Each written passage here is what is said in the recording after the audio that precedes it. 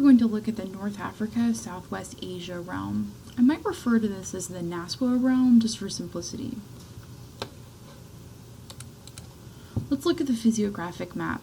We can see that we've already looked at parts of some of the countries in this region, like Chad, and in the last chapter we looked at South Sudan. Here we're looking at North Africa as well as what we typically refer to as the Middle East. We see much of the population concentrated near the coastline, although there are some notable exceptions with some of the inland areas in the northeast. Despite the fact that we think of this region as being dry, we should remember that we have the Nile River, the Tigris, and the Euphrates, and as we've seen in the population map, people cluster around water sources. The Middle East reflects the Western world bias that saw the Near East as Turkey, the Middle East as Egypt and Arabia and Iran, and the Far East as was China and Japan. It can be a useful designation as long as you remember it applies to one of the regions in this realm. We also see this area referred to as the Arab world, but this is a misnomer. Arab is applied to peoples of this area who speak Arabic, but that can't be said for countries like Turkey, where Turkish is the major language. Although there is a high concentration of Muslims in this area, the world's largest Muslim state is actually Indonesia, in a different realm. There are Christian minorities in this realm, and Judaism has a base here as well as smaller religious communities. However, we cannot underscore the importance of Islam to this realm. We see a variety of divisions and factions in the region, including nations without their own states, such as the Palestinians, the Kurds, and the Berbers. We don't really have one dominant state in this realm, but we can view Egypt, Turkey, and Iran, which are the largest, as probably the most important. Since we talked about dimensions of culture already, it might be useful to recall a few concepts we've looked at previously. Cultural geography is the wide-ranging and comprehensive field studying spatial aspects of human cultures. Cultural hearths are those crucibles of civilization and sources of dynamic ideas, innovations, and ideologies. Cultural diffusion is a set of processes that extend the spread of ideas and innovations far and wide. And cultural landscapes represent the form and artifacts placed on the natural landscape by sequential human occupants. Two of the world's largest cultural hearths lie in this realm, Egypt and Mesopotamia. Since many of the early cities of this culture hearth lay in desert territory, it follows that changes in climate would have a real impact on this region, and it may have even destroyed the last of the old civilizations, which allowed them to be taken by nearby peoples.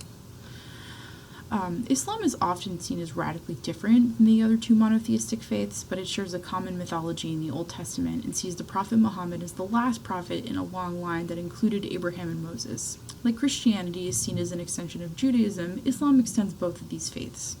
As the major religion of the Nasr realm, it serves as a major unifying force.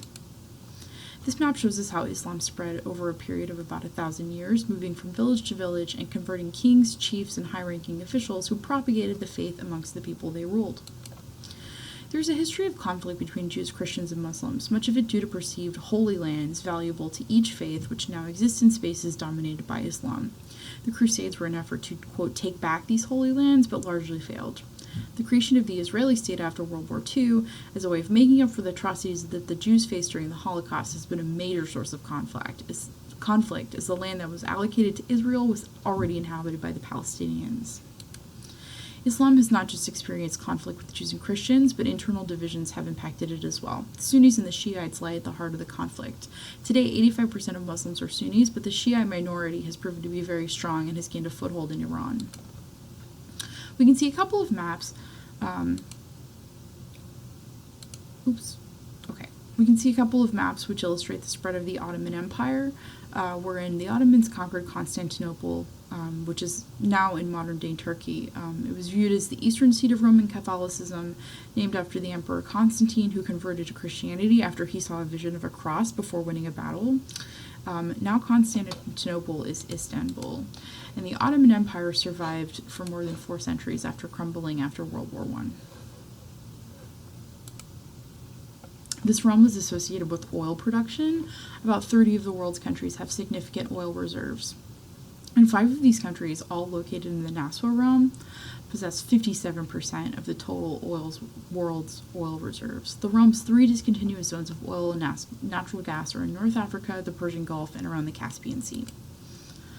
Here's a map that shows us how many barrels of oil are produced annually in this region. It shows us where the reserves of natural gas are located as well. Saudi Arabia is the world's largest oil exporter. The effect of oil revenues has elevated some into the higher income category and has also made them globally interdependent.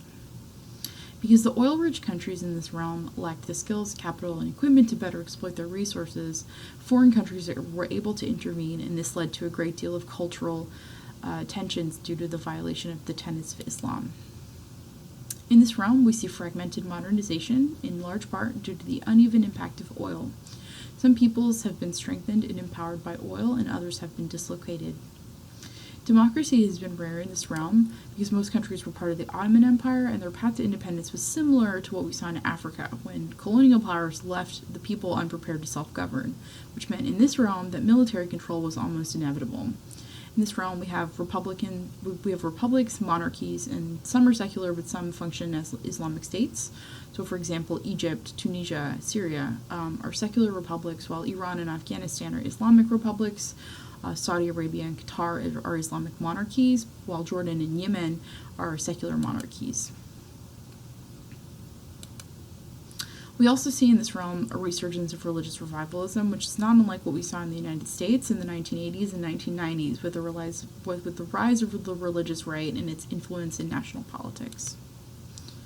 We cannot avoid a discussion about terrorism, since this is the region that we most closely associate with global terrorism. It bears reinforcing that most Muslims are not religious fundamentalists, and not all fundamentalists are militants, and not all militants are terrorists. Therefore, views like all Muslims are terrorists are particularly uninformed. The concept of jihad, which is actually the Arabic word for struggle, has traditionally referred to a person's internal struggle, but it's been co-opted by radical extremists to refer to a holy war. But again, we're talking about a minority of very extreme Muslims. Afghanistan has a really tumultuous history that we'll explore in more detail, and we'll see later on how the US actually enabled the Taliban's rise to power.